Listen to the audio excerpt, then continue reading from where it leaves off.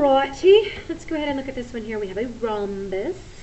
We have an equation of this bad boy here is y is equal to negative 2/3 x plus 7.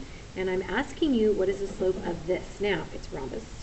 There's a perpendicular, so I need a perpendicular slope. So the original slope is negative 2/3. We do the negative reciprocal, which would be now a positive 3/2. All right, this one should be pretty basic. We have what, 1, 2, 3, 4, 5. 1, 2, 3, 4, 5, 6, which would be lovely if we were finding the area, but we're not. We're finding the perimeter. So we need to find this, and hopefully you recognize that this is a beautiful Pythagorean theorem problem. So I add the squares, I square root. So I get root 61, which is approximately 7.81. So I'm asked for the perimeter. I can either say 11 plus root 61, or I can approximate that.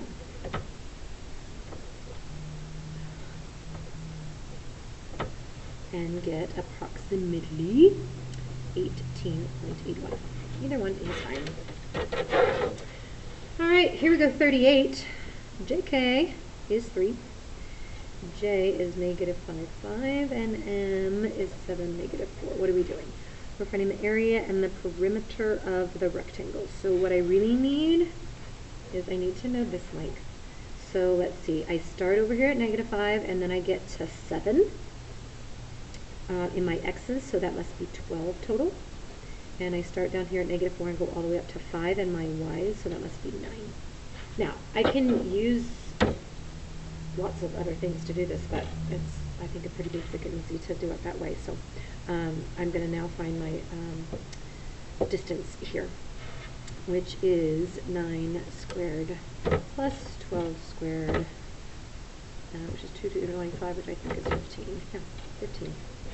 So now the distance formula, if you are a formula kind of person, you could totally do that. That's x1 minus x2, because we're finding the distance between these two, which gives you 12. And y1 minus y2, which gives you the distance between those two, which is 9. And then you square them and add them like we did with the Pythagorean theorem, and then you square root the whole thing. So either one's fine. So in terms of the perimeter, I have 15, 15, 3, and 3, which would give me 39. And my area is just 15 times 3, which is 45. All right, 39 is a little bit more fun. So this is a cylindrical glass. It has a diameter of 2, which means that it's 1. It has a height of 3. And what are we doing with it? We're saying that a pitcher fills this glass 6.5 times. How much does the pitcher hold? Well, I need to figure out how much one glass is. So the area of the base is pi r squared, which is just pi times 1 squared, times the height, which is 3. And then I get to multiply that by 6.5. So I have 3 times 6.5, which is 19.5 pi. If you multiply that out, you would get 61.26 approximately for the amount that it holds. All right, here's our last one on this page. Write the equation of the circle. So this is the center, and it's opposite and opposite. And the area, pi r squared equals 150 pi. That means r squared equals 150.